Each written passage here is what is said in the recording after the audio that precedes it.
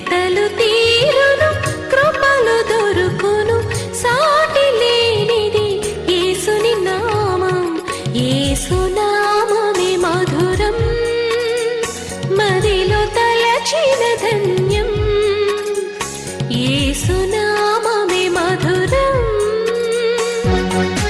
ప్రభువునందు ప్రియ దేవుని బిడ్డలారా, నేటి వాక్య ధ్యానం కొరకు సహకారాన్ని ఇచ్చిన కుటుంబము ఏలూరు పత్తేబాద వాస్తవ్యులు శ్రీ ఇందుపల్లి ప్రకాష్ కుమార్ గారు, సుదర్శిని గారుల యొక్క వివాహ దినము సందర్భంగా కుమార్తెలు, వారి కుటుంబాలు, ఆదిమళ్ళ ప్రవీణ్ కుమార్ గారు, స్టేట్ బ్యాంక్ స్కేల్ 2 మేనేజర్ శ్రీమతి జెస్సి సౌమ్య గారు, డాక్టర్ పచ్చిగళ్ళ అవినాష్ మణికుమార్ గారు, డాక్టర్ పచ్చిగళ్ళ యాని పులితి గారు, మనుమడు ఆర్యన్ డానియల్ గారు, మరియు కుమార్తె, మూడవ కుమార్తె ఇందుపల్లి క్రిస్టినా కీర్తన గారు MBBS. ఈ కుటుంబాన్ని ప్రభు ఆశీర్వదించినట్లు ప్రార్థిద్దాం. ఈ కుటుంబము యేసే పరిష్కారము నాకు ప్రధానమైనటువంటి సహకారం ఇచ్చేవారిలో ప్రథములు. ప్రభువు కృపలో వీరు వర్ధిల్లాలని నేను ప్రార్థిస్తున్నాను. క్యాలెండర్ ముద్రణ కొరకు ప్రార్థించ మనవి. అటువలనే యేసే పరిష్కారం ప్రారంభించి ఇప్పటికీ ఈ దినానికి మనకు 16 సంవత్సరాలు పూర్తయి 17 సంవత్సరానికి వచ్చాం. 2001 డిసెంబర్ 18 కంప్లీట్ అయిపోయాయి. దేవుని కృప. ప్రసారాల కొరకు మీరు ప్రార్థించండి. ప్రార్థన చేసి వాక్య ధ్యానంలోనికి వెళదాం. మమ్మలను మిక్కిలిగా ప్రేమిస్తున్న తండ్రి, వందనాలు, స్తోత్రాలు. మీ దాసులు ప్రకాష్ కుమార్ గారిని, సుదర్శిని గారిని ఆశీర్వదించి మీరిచ్చినటువంటి వివాహ దినము కొరకు మీకు కృతజ్ఞతలు. ఈ వార్షికోత్సవమున బిడ్డలతో కలిసి మేము నిన్ను స్తుతిస్తున్నాము, ఆరాధిస్తున్నాము. ప్రభు, మీ కృపలో ఈ కుటుంబాన్ని 31 సంవత్సరాలు దీర్ఘకాల వైవాహిక జీవితాన్ని ఇచ్చి కాపాడినందుకు కృతజ్ఞతలు. ప్రభువా, ఇదేన కుటుంబమును, కుమార్తెలను, అల్లుళ్ళను, మనవులను మీరు ఆశీర్వదించండి. వీరు యేసే పరిష్కారము పక్షంగా నిలబడి చేస్తున్న ప్రతి కార్యమును బట్టి 100 రెట్లు ఫలితము వారికి ఇవ్వండి. అపవాది యొక్క ప్రతి శోధన నుండి ప్రతి బిడ్డను తప్పించండి. నేటి వాక్య ధ్యానము మాకు దీవెనకరముగా ప్రసాదించండి. యేసు నామమున ప్రార్థిస్తున్నాము తండ్రి, ఆమేన్. ప్రియమైన దేవుని బిడ్డలారా, దయచేసి మీ పరిశుద్ధ బైబిల్ గ్రంథాన్ని తెరవండి. 3వ అధ్యాయము కంటిన్యూటీ, 4వ అధ్యాయము ఒకటే వివరణ వరుసగా వెళుతోంది. 3వ అధ్యాయం చివరి వచనం కొంచెం నేను మీకు చెప్పి ముందుకెళ్ళాలి. యేసుక్రీస్తు ప్రభు ఎవరు అనే విషయాన్ని పరిశుద్ధుడైన పేతురు భక్తుడు పెంతెకొస్తు పండుగ దినాన చాలా స్పష్టంగా చెప్పటం ప్రారంభించాడు. ఆ తర్వాత శృంగారమును దేవాలయము దగ్గర ఆ కుంటివాడిని బాగు చేసిన తరువాత ప్రసంగంలో కూడా అదే భాగం కొనసాగించాడు. అపోస్తలులు ఇశ్రాయేలీయుల మధ్య మాట్లాడుతున్నప్పుడు ఇశ్రాయేలీయులు ఎదురు చూస్తున్నటువంటి ఆ మెస్సియా యేసుక్రీస్తే అనేది వారికి బోధపరుస్తున్నారు, ధృవపరుస్తున్నారు. అందుకే మనకు మోషే చెప్పిన మాట చెప్పారు, నా వంటి ప్రవక్తను మీ సహోదరులలో నుండి ఆయన పుట్టిస్తాడు, ఆయన మాట మీరంతా వినాలి. మళ్ళా అబ్రహాంకు దేవుడిచ్చిన వాగ్దానాన్ని కూడా పైకెత్తుకొని మాట్లాడుతున్నాడు ఇక్కడ భక్తుడు. నీ సంతానమందు భూలోక వంశాలన్నీ ఆశీర్వదించబడునని చెప్పి మీ పితరులతో చేసిన నిబంధనకు మీరు వారసులై ఉన్నారు. ఈ నిబంధన, ఈ వారసత్వము, ఈ వారసుడు ఎవరు? యేసుక్రీస్తు. అబ్రహామునకు చెప్పబడిన నీ వారసుడు, నీ వారసుడు, నీ సంతానం భూలోకమందున్న వంశాలన్నీ ఆశీర్వదిస్తుంది అన్నది ఆ సంతానం గురించి పౌలు గారు గలతీ సంఘానికి రాస్తూ అన్నాడు. సంతానములు అనక సంతానమని చెప్పెను, ఆ సంతానము క్రీస్తు అన్నాడు. కనుక అబ్రహాము యొక్క సంతానము భూలోక వంశములను ఆశీర్వదించు సంతానము యేసుక్రీస్తే. అందుకే అక్కడ నీ సేవకుని పుట్టిస్తాడని రాశాడు. దేవుడు తన సేవకుని పుట్టించి, God having raised up his servant, పుట్టించి సేవకుని లేవనెత్తి అని అర్థం ఇస్తాను. మీలో ప్రతివాడిని దుష్టత్వం నుండి మళ్లించటానికి, మళ్లించినందున దీవెన పొందుటకు మీ నిమిత్తము ఆయన మొట్టమొదట మీ వద్దకే పంపబడ్డాడు. యేసుక్రీస్తు ప్రభువు మొదటి రాకడలో వచ్చిన కారణాలలో ఇదొకటి ఏమిటంటే, ఇశ్రాయేలీయులను తమ దుష్టత్వము నుండి మళ్లించుట. ఒక మాట చెబుతాను వినండి. యూదుల యొక్క చరిత్రను చదివిన వారెవ్వరైనా సరే చెప్పేది ఏమిటంటే, యూదులు దుష్టత్వమును ప్రదర్శించిన జనాంగం. వాళ్ళు వాగ్దాన ప్రజలు. అబ్రహాము యొక్క వారసత్వం, వాగ్దానాన్ని స్వతంత్రించుకోవలసిన ప్రజలు. కానీ వారు ఆధ్యాత్మిక గర్వము చేత వారు పతనమయ్యారు. యూదా జాతి కూడా బైబిల్లో చెప్పిన కాలం మొదలు ఇప్పటి వరకు వారిది ఒక్కటే ఆలోచన. అదేమిటంటే యేసును తిరస్కరించుట, దేవుని యొక్క వాక్యమును అంగీకరించలేకపోవుట, లేఖనములను గ్రహింపలేకపోవుట. వారి దుష్టత్వము ఎంత భయంకరమైనదంటే ప్రవక్తలను చంపినటువంటిది. ప్రవక్తలను చంపిన చరిత్ర యూదులకున్నది. కానీ విశేషం, ఆ యూదులనే దేవుడు ఏర్పాటు చేసుకున్నాడు. ఇది గమనార్హమైన ముఖ్యమైన విశేషం. ఒక మహమ్మదీయ మిత్రుడు నాతో మాట్లాడుతూ యూదులను గురించి చెబుతూ అన్నాడు, అయ్యా, యూదుల చరిత్ర తమరు ఎరుగనేది కాదు, అది రక్త చరిత్రే, వారంత దుర్మార్గులు లేరు అన్నాడు. Bible agrees that.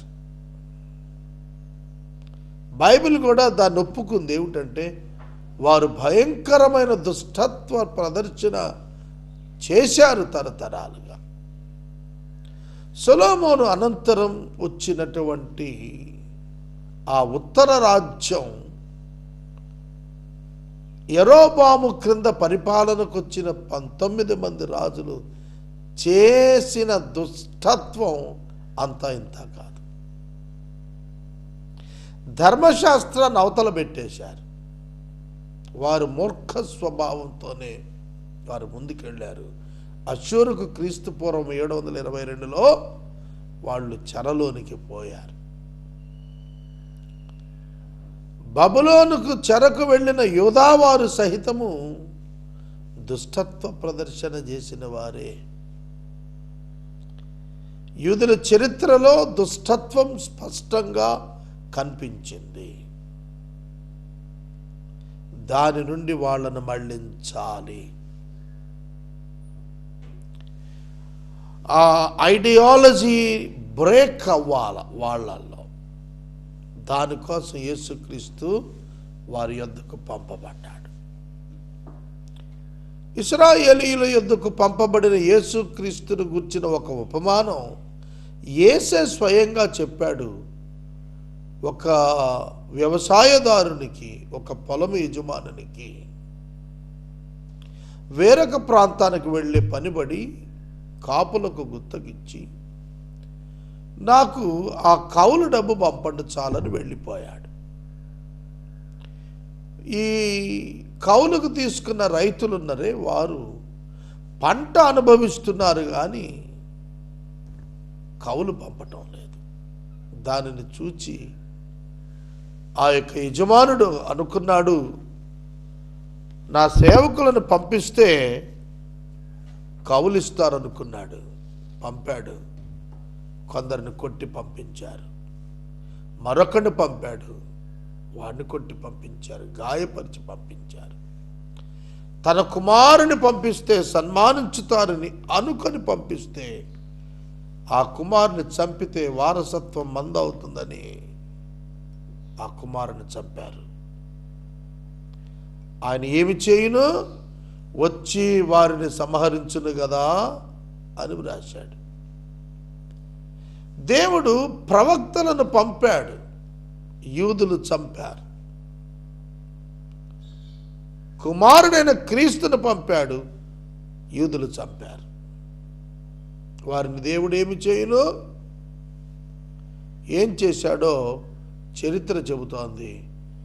సుమారు 1880 సంవత్సరాలు ప్రపంచ పటములో ఇజ్రాయేలు చిత్రము లేకుండా పోయింది, రాజ్యము లేకుండా పోయింది. కాలములు సమయములు దేవుడు నిర్ణయించిన వాటి చొప్పున సమకూర్చబడుచు 1948 మే 14న ఇజ్రాయేలు రాజ్యం ఏర్పడింది. ఏర్పడిన 70 సంవత్సరాలకు యెరూషలేము రాజధానిగా మొన్న 6వ తారీఖు డిసెంబర్లో ప్రకటించబడింది. ఈలాగున మనము ఆలోచన చేస్తూ ఉన్నప్పుడు యూదులు ప్రత్యేకముగా అంత్యక్రీస్తు యాంటై క్రైస్ట్ యొక్క ప్రభుత్వములోనికి పోబోతున్నట్లుగా ప్రవచనం చెబుతోంది. సంఘం ఎత్తబడినప్పుడు 7 సంవత్సరాలు క్రీస్తు విరోధి యొక్క దుష్ట పాలనలో యూదులు బహుశ్రమలు అనుభవించనై ఉన్నారు. దేవుని యొక్క మహోగ్రత భూమి మీద కృమ్మరించబడు కాలము సమీపిస్తూ ఉన్నది. ఆ 7 ఏండ్ల మహాశ్రమల అనంతరము ప్రభువు ఒలీవ కొండ మీద తన పాదమును ఉంచనై ఉన్నారు.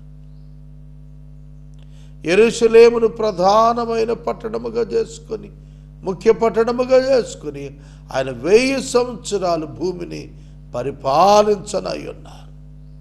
మృతులైన పరిశుద్ధులైన పాత నిబంధన భక్తులందరూ కూడా మరల పునరుత్థానులై వారు ప్రభువుతో కలిసి పరిపాలనలో భాగస్థులు కానై ఉన్నారు. ప్రియమైన దేవుని బిడ్డలారా, ఈ ప్రవచనాలన్నీ నెరవేరుట కొరకు ముందుకెళ్తున్నాయని నేను మనవి చేస్తున్నాను. దుష్టత్వము నుండి మళ్లించబడుటకు ప్రధానముగా యూదుల యొద్దకు యేసు మొట్టమొదట పంపబడ్డాడు.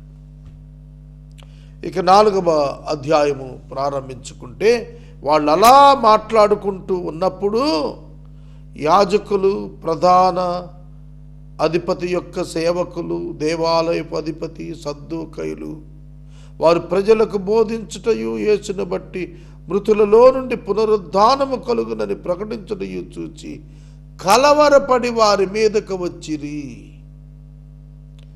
ఆర్ఎస్ఎస్ వారు ఈ మధ్యన ఎక్కడ పడితే అక్కడ క్రైస్తవుల మీద దాడులు చేస్తున్నారు. మధ్యప్రదేశ్లో ఒక సంఘాన్ని ఒక గదిలో బంధించారు, వాహనాన్ని తగలబెట్టారు. ఆ గదిలో బంధించినటువంటి ఫోటో రిలీజ్ అయింది. నాకు కూడా ఆ ఫోటో వచ్చింది. What is their problem? ఏమిటి వాళ్ళ సమస్య? ఇదో ఇక్కడ ఉంది కదా, అదే సమస్య. యూదా మతము major religion. At the beginning times of evangelism, apostles ఎప్పుడైతే పరిశుద్ధాత్మ శక్తి చేత నింపబడి సువార్త సిద్ధాంతాన్ని ప్రతిపాదిస్తున్నారో పరిగెత్తుకొచ్చారు. They thought that these apostles are establishing a new religion in the region of Judah. యూదా ప్రాంతం, యూదా మతం, యూదా ప్రాంతం, యూదా మతం, యూదా జనాంగం యెరూషలేములో. మరి వాళ్ళ మధ్యన ఒక 12 మంది 11 మంది లేచి యేసు ప్రభువు ద్వారా మృతులలో నుండి పునరుద్ధానము సంభవిస్తుంది అని లేఖనాలు తీసుకుని మాట్లాడుతుంటే ఎంతమంది వచ్చేసారు చూడండి. దేవాలయపు అధిపతి వచ్చేసాడు, యాజకులు వచ్చారు, సద్దూకయులు అనేవారు కూడా వచ్చేసారు. ఇక తర్వాత అధ్యాయాల్లో చూస్తే చాలామంది అధికారులు కూడుకున్నారు, శాస్త్రులు యాడ్ అయిపోయారు. They started their anti movement for evangelism, to break the evangelism. The same thing happening in India. భారతదేశంలో కూడా ఇప్పుడు జరుగుతోంది అదే.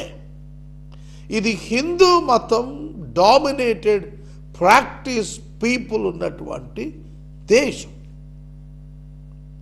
కనుక ఇక్కడ యేసుక్రీస్తు యొక్క సువార్త చెబుతున్నప్పుడు ఆనాటి యూదులు ఎట్లా ఇజ్రాయేలు దేశములో యెరూషలేములో వాళ్ళు ఇది మత ప్రతిపాదనని భ్రమపడ్డారో, ఆనాడు అపోస్తలులను ఎలా ఆపటం కొరకు ప్రయత్నించారో, ఈనాడు కూడాను భారత ప్రధాన మతమైన హైందవ్యము నుండి, హైందవ మత నాయకుల నుండి వ్యతిరేకతలు వస్తున్నాయి. కారణము అవగాహన రాహిత్యము. క్రైస్తవము మతము కాదని చెప్పుటలోని వైఫల్యం. దానికి సరి అయిన ప్రతిపాదన క్రైస్తవ విశ్వాసులు చేయలేకపోవటం, నాయకత్వం చేయలేకపోవటం. గుర్తించినారా?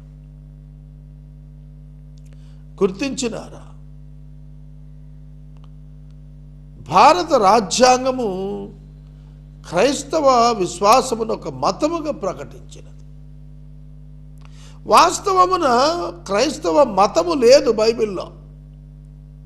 ప్లీజ్ నోట్, ఇది ఎప్పుడైతే క్రైస్తవుడు చెబుతాడో హిందువులు ఊరట చెందుతారు. క్రైస్తవ మతం లేదు. క్రీస్తును వెంబడించిన వారు క్రైస్తవులను పిలువబడ్డారు. వారి కులం వారికే ఉంటుంది. సుప్రీంకోర్టు కూడా తేల్చి చెప్పింది ఈ విషయాన్ని. అసలు క్రైస్తవ్యం మతం కాదు, అది ఒక మార్గం. హైందవ్యం కూడా మతం కాదని ప్రధానమంత్రి మోడీ గారు ప్రకటించారు. మహమ్మదీయం మతం కాదని ప్రకటించారు మహమ్మదీయులు. మరి మతాలు ఎందుకున్నాయి ఇండియాలో? ఇదిగో ఇట్లా దాడులు చేసుకోటాకేనా? ప్రియమైన దేవుని బిడ్డలారా, నేను వాక్యం చెబుతూ ఆనాటి పరిస్థితులను కాంటెంపరీగా ఉన్న ఈనాటి పరిస్థితులకు ముడిపెట్టి మాట్లాడుతున్నాను. ఎందుకు వచ్చారు వాళ్ళు? ఎందుకు కలవరపడ్డారు? వారి మీదకు వచ్చారు అంటే బుజ్జగించారనా? దే థ్రెటన్డ్ దెమ్, భయపెట్టారు. కొందరిని కొట్టారు, కొందరిని చంపారు. ఇది ఆనాటి యూదా చరిత్ర, ప్రస్తుతం భారతదేశ చరిత్ర, ప్రస్తుతమున వాస్తవం. ఇది జరుగుతోంది ఇప్పుడు. మత విశ్వాసము అనే పదం పక్కన పెట్టండి, క్రీస్తునందలి విశ్వాసం అనే పదం ఫోకస్లోకి తేవాలి. I did not believe in Christian religion. I believed in Christ only. I belong to Christ, not the religion. Christ did not establish the religion, he established the church. సంఘాన్ని స్థాపించాడు కానీ మతాన్ని స్థాపించలేదు. మతం ఇక్కడే ఉండిపోతుంది, సంఘం వెళ్ళిపోతుంది. జాగ్రత్త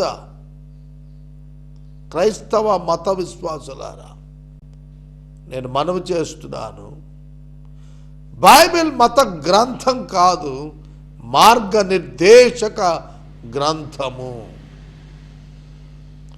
Bible speaks about the life after death. That is the ultimate goal of the Bible. Bible భూమి మీద ఒక ధర్మం స్థాపించడానికి రాలా. బైబిల్ పరలోకానికి చేరే మార్గాన్ని చెప్పటానికి ఇవ్వబడింది. ఇది బోధకులు ఎప్పుడు నేర్చుకొని బోధిస్తారో అప్పుడు ప్రజలకు స్పష్టత వస్తుంది. మనము ఇక్కడ వ్రాయబడిన మాటలు చూస్తే వారు కలవరపడ్డారు, మత నాయకులు. 2 దాడి చేశారు, మీదకొచ్చారు.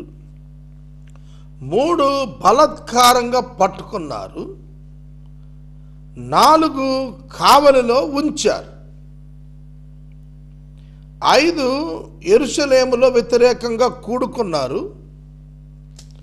కూడుకున్న తరువాత 6వది ఏం చేశారంటే వాళ్ళు అపోస్తలులను పిలిచి ఆజ్ఞాపించారు, డోంట్ ప్రీచ్.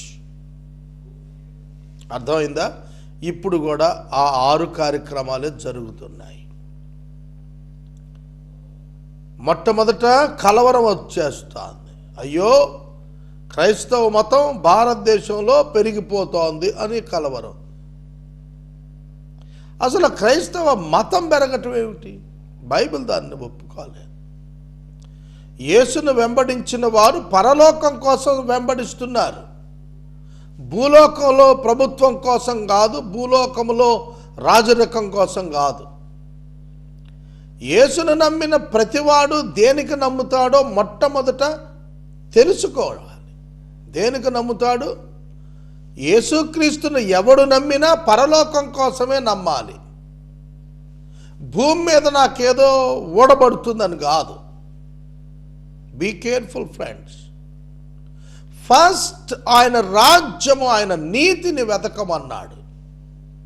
కానీ వాళ్ళ బోధకులు తమ స్వార్థం కోసం చెప్పిన తప్పు ఆలోచనలు ఉన్నవే, మీకు దీవెన వచ్చేస్తుంది, మీకు అది కలిగిపోద్ది, ఇది కలిగిపోద్దని, అవే ఇప్పుడు క్రైస్తవుని యొక్క కొంప ముంచాయి. యేసు యొక్క స్వస్థతలు సంఘమును వాక్యమును స్థిరపరచడానికి చేసినవి తప్ప తన అధికారాన్ని రుజువు చేసుకోవటానికి కాదు. ఇది బోధకులు గ్రహించక చేసిన పనుల వల్ల ఇవాళ క్రైస్తవ సందేశానికి అడ్డుపడుతున్నారు జనం. ఇది మనం ఆలోచించాలి. కాన్స్టిట్యూషన్ ఇచ్చినటువంటి ఆ మహాస్వేచ్ఛను మనం క్రైస్తవులం, బోధకులం ఇవాళ ఆటంకపరుచుకునే దిక్కుగా మనమే వెళుతున్నాం. ఇది నిజం, ఇది కరెక్ట్ అవ్వాలి. ఈ స్వస్థతల పేరిట ప్రకటనలు ఇచ్చే వాళ్ళందరూ దీన్ని వెంటనే మానాలి. యేసు స్వస్థపరుచును, ఎస్, దట్ ఈస్ అగ్రీడ్. యేసు రక్షించును, దట్ మస్ట్ బి ఫోకస్డ్. నువ్వు ఫోకస్ చేయాల్సింది యేసు స్వస్థపరచునని ఎవరిని ఆకర్షించక్కర్లేదు. అది బైబిల్ చెబుతోంది. ఎందుకు మిస్ అయ్యారు ఈ పాయింట్ క్రైస్తవ బోధకులు? సంఘాలు ఇవాళ గుట్టలు గుట్టలు పెరిగిపోతున్నాయి ఒక్కొక్కళ్ళ దగ్గర. కారణం ఏంటంటే దీవెనలో దీవెనలో అని చెప్పి భ్రమపరుస్తున్నారు. దీవెనంటే నువ్వు పొందటం కాదు, నీ ద్వారా ఇతరులు పొందటం, అది నీకు దీవెన. అది చెప్పటం మానేశారు. అందుకే తంతున్నారు ఇండియాలో, అందుకే కొడుతున్నారు. నేను ఒక్క మాట చెప్పను, నువ్వు సువార్త మానేస్తే నష్టపోయేది ఇండియన్సే, నువ్వు కాదు. కానీ నీ బాధ్యత ప్రభు చెప్పమన్నాడు కనుక నువ్వు చెప్పాలా. కానీ చెప్పాల్సింది వదిలి వేరే చెప్తున్నావు నీ స్వార్థం కోసం. అందుకే వాళ్ళ భారతదేశంలో సువార్తకు ప్రతిబంధకాలు వస్తున్నాయి, ఆటంకాలు వస్తున్నాయి. నేను ముగించేస్తున్నాను, సమయం అయిపోయి. సోదరుడా, సోదరి, నీవు వెంటనే నీ సువార్త ప్రకటన విధానమును స్పష్టపరచమని మనం చేస్తున్నాను. ప్రార్థన. నేటి వాక్య ఉపదేశానికి సహకారం ఇచ్చిన కుటుంబము శ్రీ ఇందుపల్లి ప్రకాష్ కుమార్ గారు, రిటైర్డ్ ఎడిషనల్ జాయింట్ కలెక్టర్, శ్రీమతి సుదర్శిని గారి వివాహ దినం సందర్భంగా కుటుంబ సభ్యులు ఆదిమళ్ళ ప్రవీణ్ కుమార్ గారు, స్టేట్ బ్యాంక్ స్కేల్ 2 మేనేజర్, శ్రీమతి జస్సి సౌమ్య గారు, డాక్టర్ పచ్చిగళ్ళ అవినాష్ మణికుమార్, డాక్టర్ యానిప్రీతి మరియు కుమారుడు ఆర్యన్ డానియల్ ఐ గారు మరియు డాక్టర్ కృష్ణ కీర్తన సహకరిస్తున్నారు. దేవుడి కుటుంబాన్ని దీవించును గాక. ప్రార్థన. మమ్మల్ని మిక్కిలిగా ప్రేమిస్తున్న తండ్రి, వందనాలు, స్తోత్రాలు. వాక్యము విన్న బిడ్డలను దీవించము, ప్రసారము చేసిన బిడ్డలను ఆశీర్వదించము, మమ్మలను లేవనెత్తము, కరుణించము. యేసునామమును అడుగుచున్నాము, ఆమేన్. తండ్రి అయిన దేవుని ప్రేమ, కుమారుని యేసయ్య కృప, పరిశుద్ధాత్మని యొక్క అన్యోన్య సహవాసము సదా మనకు తోడయుండును గాక, ఆమేన్.